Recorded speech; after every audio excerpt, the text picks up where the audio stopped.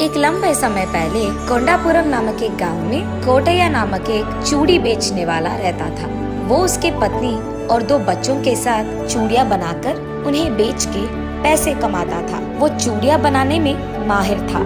हर रोज पास में मौजूद जंगल को जाना, उसमें मिट्टी का पहाड़ ढूंढकर उसे खोदना और उसका मिट्टी लेकर घर आना, यही करता था। घर लाए हुए मिट्टी को उसकी पत्नी साफ करती थी और उसके दोनों बच्चे उस मिट्टी को गांठते थे और उसके बाद कोटैया उसको चूड़ियाँ बनाता था। तैयार किए हुए चूड़ियों को भट्टी में गरम करता था।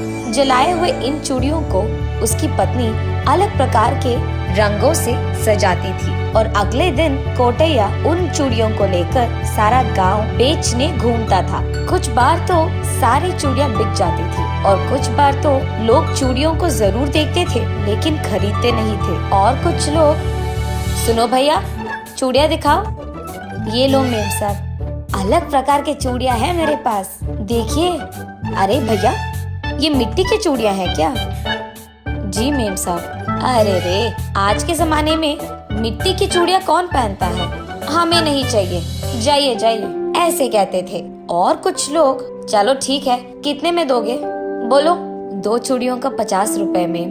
क्या, मिट्टी की चूड़ियों का इतना रेट? जी मेम साहब, आजकल तो कोई भी मिट्टी के चूड़ियों को बना ही नहीं रहा है ना, इसीलिए इसका दाम इतना है। फिर भी इतना दाम?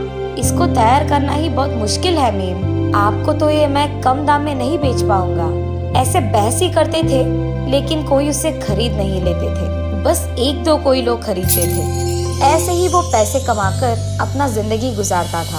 कभी कभार तो सारा गांव घुमाने के बावजूद वो एक भी चूड़ी बेच नहीं पाता था और उस दिन घर में सभी भूखे रहते थे। ऐसे ही एक दिन जब सभी घर में चूड़ियों को बनाने में लगे थे, उस गांव का पाठशाला में अध्यापक कोटैया के पास आकर, क्या है ये कोटैया, बच्चों को पाठशाला बेचने के बजाय तुम उनसे काम करवा रहे हो? क्या तुम्हें नहीं पता कि बच्चों से काम करवाना गलत है? साहब, मुझे माफ कर दीजिए, उनसे काम करवाना तो मुझे भी अच्छा नहीं लगता है साहब, और कोई चारा नहीं है, इसीलिए अगर उनको पाठशाला भेजना है तो उनके लिए वर्दी और पुस्तकों को खरीदने के लिए भी पैसे मेरे पास नहीं है, इसीलिए उनसे ये सब करवा रहा हूँ साहब। 4 हाथ एक ही साथ लगेंगे तो कम से कम 4 रुपए कमा पाऊंगा, उससे 2 चावल का निवाला तो अंदर जाएगा, इसीलिए इन दोनों को मैंने मदद के लिए घर पे ही रख दिया। लेकिन अगर तुम अपने बच्चों को पढ़ाओगे तो कम से कम इससे अच्छी जिंदगी पाओगे, ऐसे सोचा तुमने?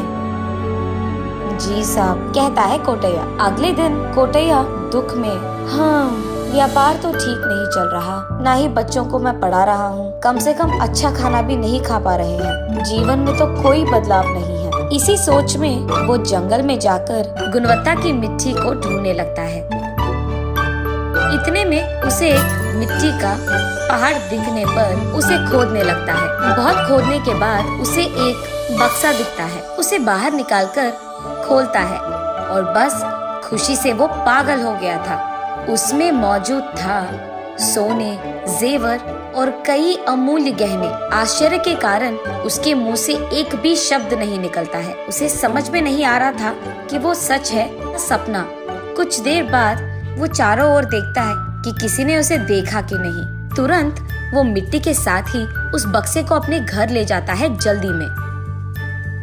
घर पहुंचते ही वो बक्से में मौजूद सारा सोना उसकी बीवी को दिखाता है। तब उसकी पत्नी, हाय भगवान, इससे हम क्या करेंगे जी? इसे जहाँ भी बेचे लोगों को तो पता चल ही जाएगा, और इतना ही नहीं, अगर अचानक हमारे पास इतने पैसे आ गए तो लोगों को शक होगा ही। ऐसे कहती है।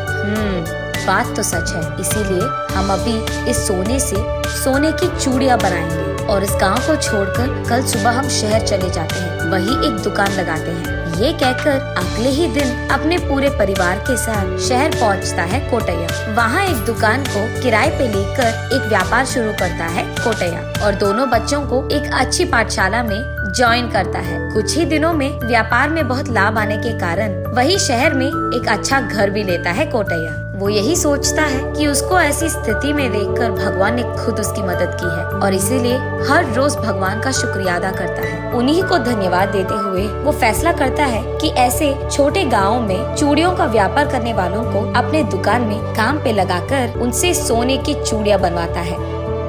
ऐसे कोटैया सबकी मदद करते हुए अपना जीवन गुजारता है।